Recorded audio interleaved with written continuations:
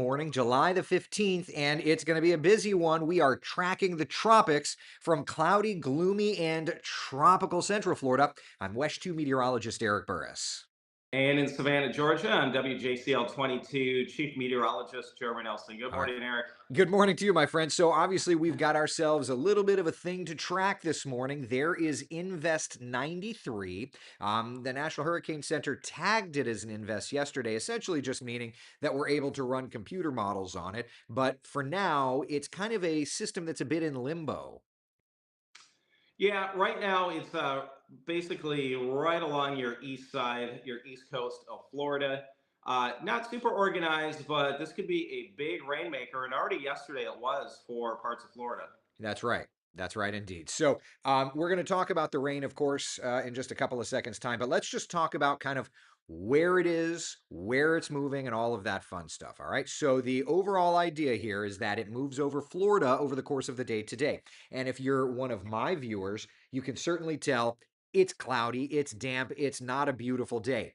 This is the reason why. It is not going to be a hurricane in our area. It is not going to be a tropical storm in our area. However, it does produce tropical downpours. But by tomorrow, as it moves into the Gulf, there is an opportunity to see tropical development. National Hurricane Center, Jeremy, has that pegged at about 40% over the next 2 days' time. Yeah, and I think maybe their question right now is it going to sort of scrape along the Gulf Coast or hug the Big Bend, or will it hop into the Northeast Gulf and be over the water? So maybe that's why that percent chance at this second isn't a little bit higher. We're thinking if it does stay over the water, this could end up being a tropical storm at some point. Yeah, no doubt about it. So that said, then what do the models show? Here's a look at the very latest tropical models, and you can see its positioning east of Florida, right? So that's now. Then it crosses the peninsula, brings all kinds of torrential downpours to my communities. By the time it gets out into the Gulf, what's pretty interesting is the fact that as it gets into the Gulf, it almost takes a bit of a jog south and then back north, giving it a little bit of extra time out over the warm waters, the very warm waters of the Gulf, Jeremy. Yeah, and those waters down there have been roughly probably at least mid to upper 80s, right? Yeah, yeah, indeed. Right. So today it's just going to sort of meander its way across the Florida Peninsula. If it does emerge over the Gulf and it stays over the water, that would increase the chance that we see maybe a little better organization or some strengthening. No one model anymore is showing really anywhere close to being a hurricane. I know at one point a couple days ago, the Icon model was a little stronger. That was an outlier. That has really sort of come back into agreement with some of the other forecast models.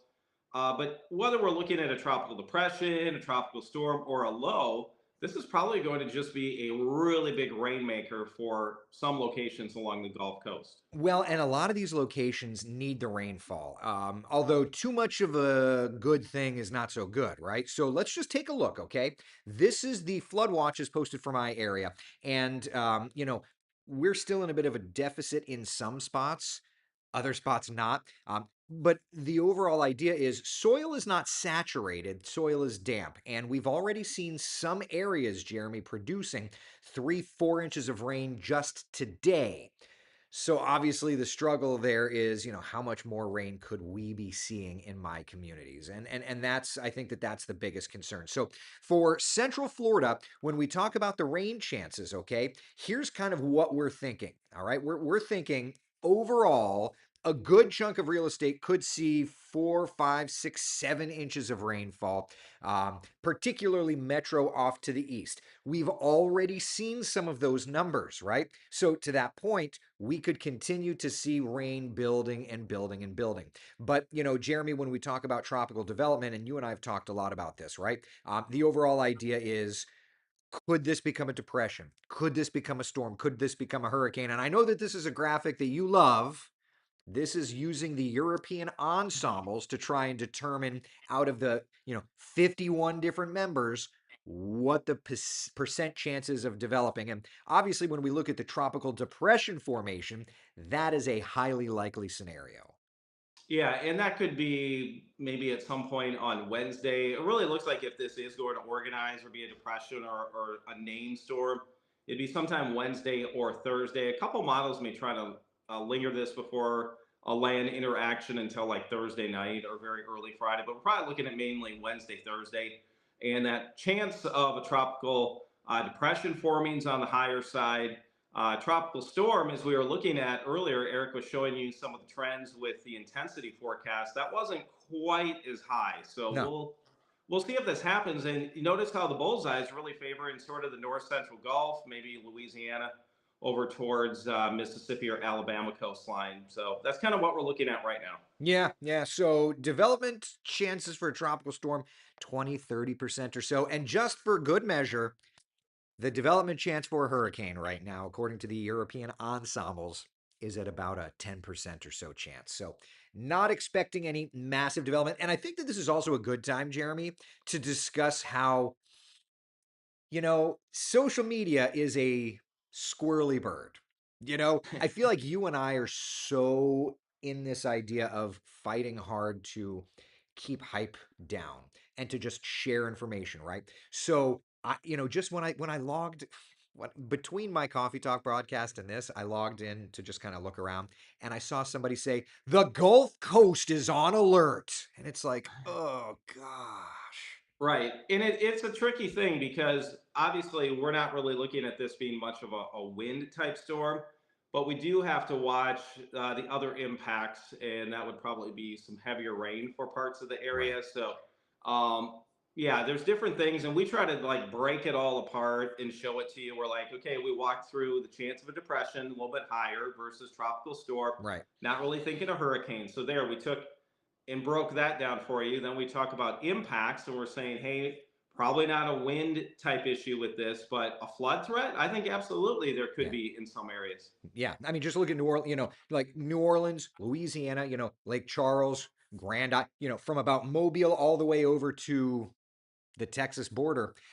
Possible to likely flooding Thursday into Friday as this storm system kind of works that direction. And for us here in Central Florida, we're also watching that flooding threat. When we break it down over the next few days' time here locally, today flooding is possible, right? We know that that's the case because it's already cloudy, it's already damp, and it's pouring in spots. As a matter of fact, let me do this. Of course, I don't have it just dialed up. Give me two And seconds. while Yeah, you're working on that, I did get a question just now, and yeah. this is one that both of us can kind of answer together. But a question about someone that was driving from Texas to Destin today. Anything to be aware of now? Really, those outside bands probably don't get to that portion of the Gulf Coast today, but I would say tomorrow and Thursday, then that rain chance will be higher. Correct? Oh yeah, absolutely.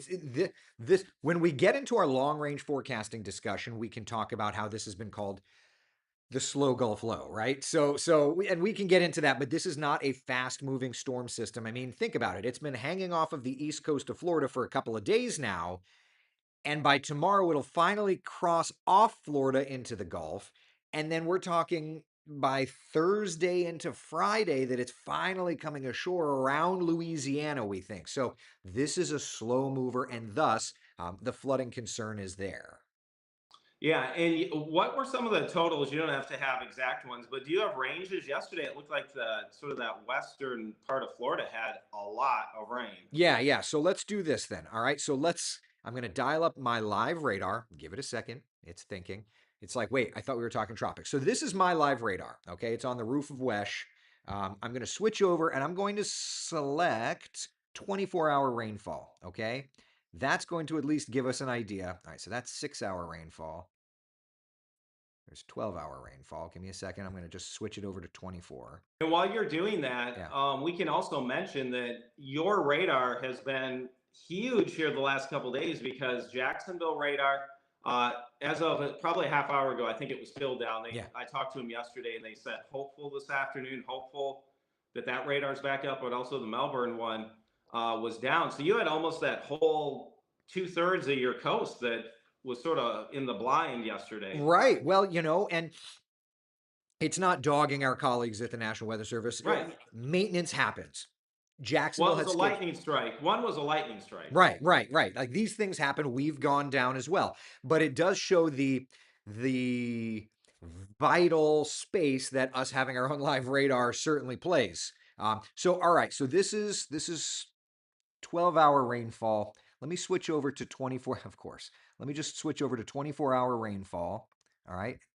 Hold on. I'm hitting the button, Jeremy. 2 seconds. Actually, let's just go 48, right? 48 Okay. hours. Okay, look at this ribbon here. Coastal Volusia. Now, before this rain event, this is where it gets really interesting. Before this rain event, before Invest 93, Daytona Beach was 8.5 inches of rain behind where we should be. Now, I haven't looked at the data this morning, and certainly we have to look after, but like around Scottsmore, just in the last 2 days time, 5 to 8 inches of rain fell there. What about in Daytona Beach, right? Let's go a little further to the north. You're talking about 2, 4, nearly 5 inches of rain. And one thing that's particularly interesting about this, Jeremy, and I know that you've seen this as well, tropical models or computer models, when they're developing tropical systems, their forecasting skill for rainfall accumulation is terrible because like the GFS and the European are like, you'll probably see 2 to 3 inches of rain the next couple of days. And it's like, yeah, that's not going to happen.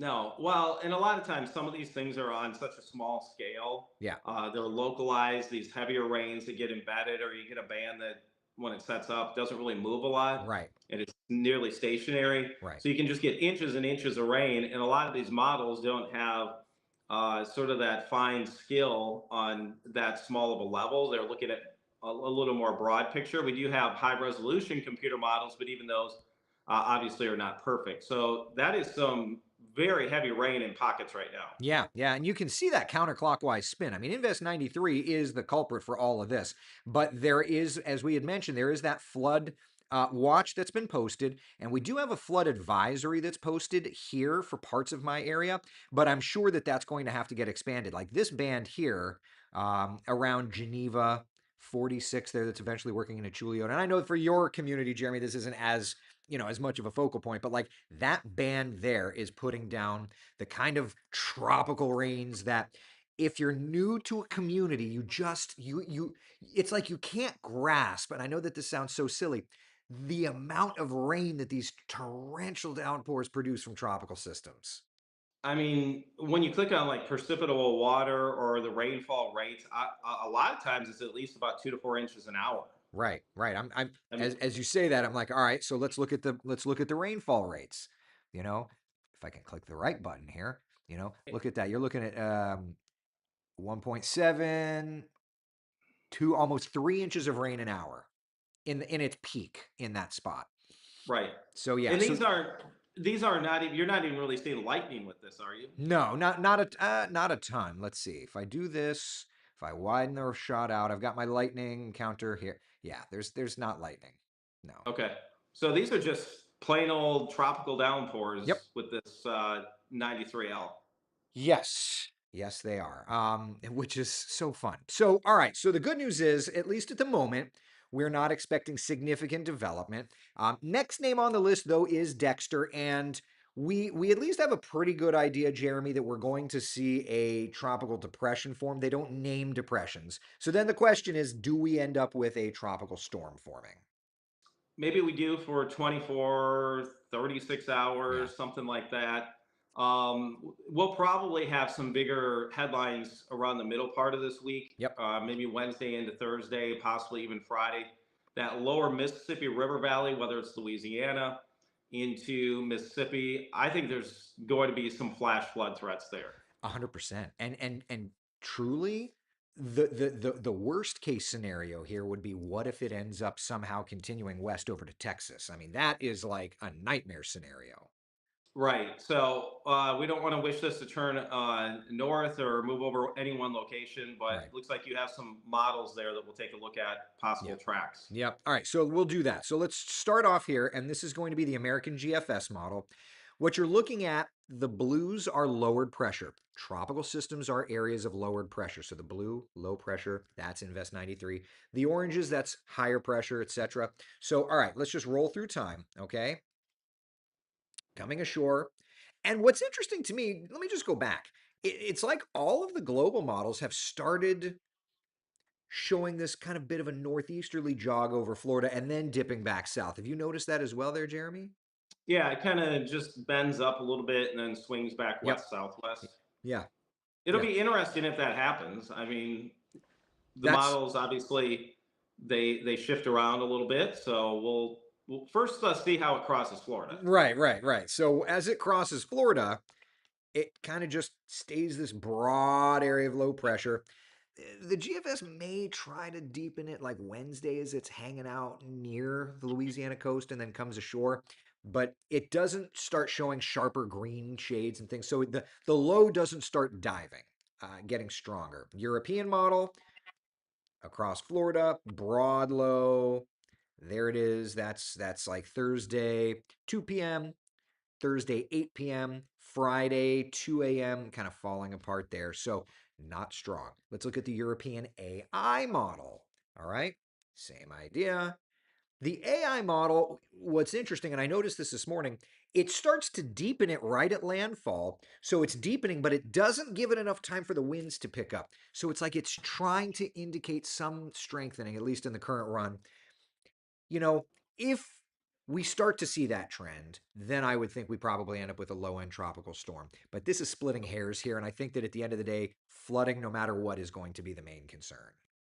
Yes, and then if you have a chance, can you sort of back those out, and then maybe we'll take the longer range look ahead? Absolutely. You want the Because Atlantic? it's What do you we've want? still had so much dust over the Atlantic basin, and the northern Gulf is an area right now where there's not a lot of dust. So the tropical systems that we've seen develop this year have really eluded the dust, while the main development region has just been blanketed, Right. I feel like, in this persistent dusty pattern. Yeah. And in just looking here, Jeremy, so like rolling through here, what's interesting is like Central Atlantic, the GFS is at least trying to show something. You see that there in the Central Atlantic? Yep. Not significant, but something. Thursday, Friday of this week, and then just continuing through, we'll get back a little closer here. You know, It's not not nothing really that jumps out. no, nothing that jumps out on the GFS. We'll switch over to the European. We'll go back to the full Atlantic basin just for good measure. It's showing something else, like open Atlantic, not strong, but just kind of an area of disturbed weather. And then we roll the Euro kind of further out. S- Something else like there. I don't know. There like Right. July 29th, open Atlantic. That's unimpressive. Right. So So as not of now, the main development region, at least in some of the longer range stuff, still looks pretty quiet. it's fine with me. Yeah. Just as a reminder, though, I mean, peak season, like mid-August into that first part of October, that's when the bulk of all tropical systems, when you go Right. all the way back to when they've been recorded, have developed. So going, I think I looked last night, the fourth name storm on average is August 15th. And if we Right. would happen to see Dexter develop in the days ahead, would be almost a month ahead of schedule, at least just in terms of names, not in terms of storm days or ace or anything like that. But it would be the fourth name storm. Yeah, and we're obviously, being mid-July, we're starting that climb to get to the peak. August, September, and October, really when we watch a whole lot of activity. So I don't want anybody to get this false sense of security that we've had such a quiet start to the season. Oh, it's going to be a throwaway season. It's like, man, all you need is one storm to hit your neighborhood, and it's a terrible season. And like we've said before, in some of the forecasting we use for longer range, we need to watch these systems that do develop earlier in the season, because we're going to see those reflection of those cycle back again, and you start getting the water even a little bit warmer. Maybe your upper level winds are a little more supportive next time. There's less dust around, and then you're in peak season. So these are just clues for what may be down the road a little bit. Well, and you mentioned that. So maybe now's a good opportunity to talk about it. So this is an area of low pressure moving across Florida, not developing before. Okay. Once it gets into the Gulf, the theory is it does have the opportunity to develop. This is a part of an overall weather pattern that Jeremy and I recognized in February. And as a matter of fact, highlighted this section of coastline and called it what it was, a threat for the northern Gulf Coast. But look at these dates. Now, full disclosure, Jeremy and I moved these dates forward 2 days on June the 1st, which is kind of what we're going to do. We put out our forecast February, March, then we'll make a subtle tweak if need be right on the beginning of hurricane season. We won't touch it. But moving the dates ahead 2 days, it turns out it's going to be a good move because as this moves into the Gulf on July the 16th, this reflection is showing up. And where, Jeremy, is it looking to at least threaten communities? Yeah, Louisiana to kind of the Big Bend area, and Right. that's where that track's going. So, yeah. So what we do is we identify the pattern, and then remember we're dealing with like a cycle duration. So once we get that pinned down a little bit more, we did right before the start of the season. I think it was the last day of May or so. Slid those days just a couple, but really, I mean that was nothing because we had already identified the parts of the pattern. We didn't change the highlighted areas, our Right. hot spots, our numbers for the season, anything. So July 16th to 23rd, here we are coming up on that. And we'll be keeping a close eye on that northern Gulf Coast. So it looks like if this would be named, it would be heading into our hotspot. Right. And this morning on Coffee Talk, Jeremy, a lot of my viewers were saying how they're like, this will be very interesting end of August, early September. And I would agree. Like this, we looked back on Coffee Talk, the June 4th, 5th, 6th time frame. There was an old front, and there was like a little trough that crossed Florida and worked into the Gulf, almost this exact way that it's doing it now. Um, it was weak, but there was troughiness, there was rainfall. So it'll be interesting come the August September cycle of this weather pattern because it seems like it's gotten stronger each of these last few cycles. Yeah, and even we just had Chantal that was off the southeast coast and then move up towards Myrtle Beach. And last night I was going through, Eric and I try to like save things, important parts of the weather pattern, features that really jump out. And I believe what was it, May 25th Yep. that I sent you a Yep. radar loop Yep. from? Yep. And there is Exactly. a clear circulation off from the southeast coast on May 25th. Well, then you fast forward 41 days, which is our right in our window of our identified cycle length. And that circulation and Chantal moved right over each other, Yeah. basically. This is the radar that Jeremy sent me.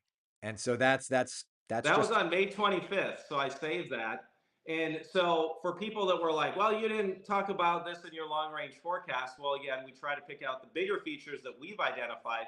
There's other ones in there. And this is just proof that this was actually on our radar per se before the season even started. right. And look at it, ended up being a named storm. Yeah. So it's So that is fascinating. Go so ahead. that's something then fast forward July 4th, 5th, and then go ahead to the next cycle. And I think off the southeast coast, that is something we'll probably now have to watch a little closer. Right. Which in retrospect, sure wish that we had put that in there, but it is Right. what it is. Yeah. I mean, I still think the Gulf Coast overall is probably the biggest spot. I mean, you even look, we had Barry develop. We don't highlight things down in Mexico along Right. their coastline, Right. but that was kind of like far southern Gulf. Now we're going to watch this week if we see tropical development in the northern Gulf. We still think there will be more activity throughout the peak of season. So Yeah. I'm still good with where we're at. Oh, I'm definitely good. I just want to be perfect, but how the heck are you going Right. to ever be perfect? That's just the way that goes. Oh well. It is what it is. So anyway, I guess it's a good point to take some questions, but there it is. There's Invest 93. The models are not bonkers on this becoming a hurricane. I feel like this time of year I have to become almost like damage control, Jeremy, where it's just like calm everybody down because the social media machine is going to scare everybody constantly. This is not Right. looking like a major hurricane. Does this look like it's going to be a flooding event for much of the southeast? Sure. We've got a flood watch that just went up in my area. We've had flood advisories, no reports of flooding, but you're going to get inches upon inches upon inches of rainfall. So it is what it is. Um, Yeah, and for my area, I just want to mention yeah, we're kind of just on that northern fringe. We're not expecting flooding around here. We may have some isolated showers, but nothing out of the ordinary. And actually, our rain chances are going to be coming down. We're kind of well to the north of that, Yep. and won't won't really see anything. And even the rip current risk for you, if there is one, it's probably today, and then that's about it. If you're going, listen, let me just let me dial up a tower cam or two here. Like if you're gonna go to the beach today, let's see. Let me find like New Smyrna Beach. All right, let's just take a gander outside. You'll love this, Jeremy. It's gorgeous outside today. No, that looks nice. So nice. I feel like sometimes you get people though that may be vacationing and they're like, you know what? I came here because I want the beach, and then they'll go out there anyways. Well, that's true. Today's just not a gorgeous day. So this is a live look, at least if you're watching us on the live broadcast. This is a live look at New Smyrna Beach. Kind of crummy outside, right? Um, let's see, tourist district. Let's just look for those enjoying Disney. Let's look down that direction. Like there you go. That's a live look out at that's Disney Springs. Epcot's there, kind of off in the distance. Jeremy, I know you love this spot. It would be, frankly, if you can time it out between the downpour. Like my favorite days to go to the theme parks are on crummy weather days like this. I think one of my best Disney memories, and this was when I was like teenager, is going to the parks. And I mean, it was a complete downpour. That Main Street area of Hollywood Studios was like inches Yeah, underwater where you yeah. walk down, and but there were no lines anywhere. That's it. That's a pro tip, by the way. So anybody listening in the Wesh land, you know this. Anybody living in the WJCL land, when you come down to Disney, Universal, whatever the case is, look for those rainier days. All right, questions. Let's see here. Jamie Lopez says, I thought I saw a model in the past where it makes landfall and loops around the U.S. and comes back out to the Atlantic. I'm late, so I apologize if you covered it. I don't think, if you want to bring up those spaghetti plots again, Yeah. there might be like a kind of an outlier that kind of does a little loop, but I have not seen anything that is quite doing what was mentioned there. Yeah, I mean, there's some on the northern side that, gets picked Yeah, up and thrown around. Once you go that far out, it's tough. When we go and do our long range stuff, it's pattern recognition. It's not looking for exacts. It's just looking at pattern recognition. It's very different than getting into the nitty gritties of everything. And I think that that's a justifiable difference. So it's important right. to keep that in mind. And one thing that I sent you that loop last night from May 25th, Yeah. like focusing in on this part of the pattern, which we termed like slow Gulf low or Raphael or whatever you want Yep. to say. That low has always wanted to be somewhere around Louisiana. Yes. Every And time. I have images where this parts of the pattern has produced tremendous amounts of rain. Yep. It has produced some flooding. So this is not a surprise whether it's named or not. This is right on cue with our thoughts. And I would say, again, going back to the longer range forecast, I told my viewers on Coffee Talk this morning, and I'll just say it again to anyone that's joining us here on Tracking the Tropics. Put in your calendar August 25th, Louisiana storm question mark. I'm not saying there's going to be a hurricane. I'm not, but this pattern has wanted to be rough for our friends in Louisiana each and every time. So around August 25th, we know that that's approaching the peak of hurricane season. It wouldn't surprise me in the least if we have some sort of trouble in that spot during that time frame. Right. And then the question will be, say it is in that earlier part of the window around August 25th, then we get in the weird thing where we're kind of in that transition in the first 10 days or so of October, and Right. that would land this part of the pattern back again. So I think we have a long ways to go yet in hurricane season here. That's right. Like, I mean, we're in like mile one or two of the marathon, I feel like. and when you look at the stats, and I haven't pulled them up, I updated them, so might as well. When you look at the stats, I feel like people are always going to be so easy to say, like, oh, this hurricane season's a write-off. It hasn't done anything yet. But when you look at the data, we are three named storms. Last year, we had three named storms through today. The average is two. So when you look at it like that, we're ahead of schedule when it comes to that metric, right? So it's not that it's been a quiet season at all. Named storm days, okay, so they were shorter duration storms. We've had 2.5 days with a named storm this year.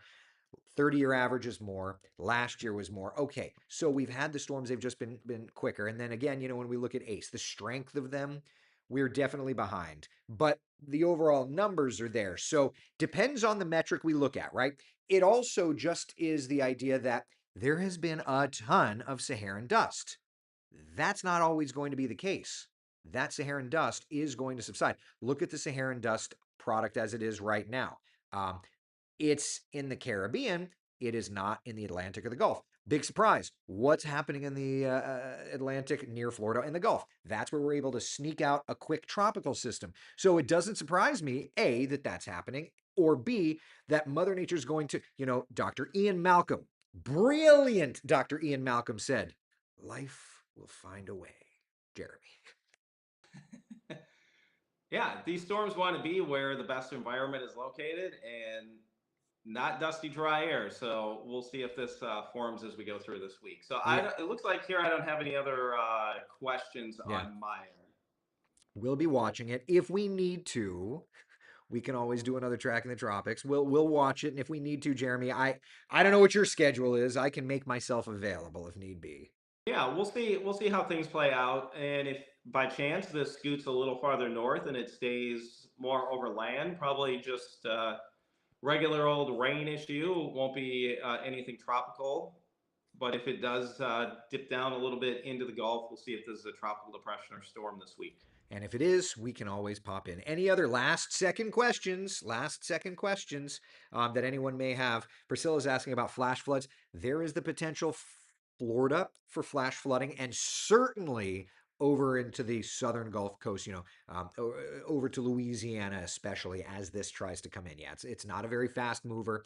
We've already seen spots with 3, 4, even 5 inches of rain the last couple of days in Florida. And while our soil isn't fully saturated, it's damp enough that we could get saturated. So yeah, Mickey's asking about the Google AI. I'm working on ways to get that data, and I've got fake intern who is now real intern working on it as we speak. And I've seen texts from him, so I'm assuming that he's trying it. Yeah. All right. Well, we'll save that for future Yep. updates. Yep. All right. That's all I've got. Jeremy, you have anything else? No, that should be it. All right. Listen, everybody, let's keep tracking the tropics and don't listen to any hype. From cloudy, damp Central Florida, I'm West 2 meteorologist Eric Burris. And in Savannah, Georgia, on WJCL 22.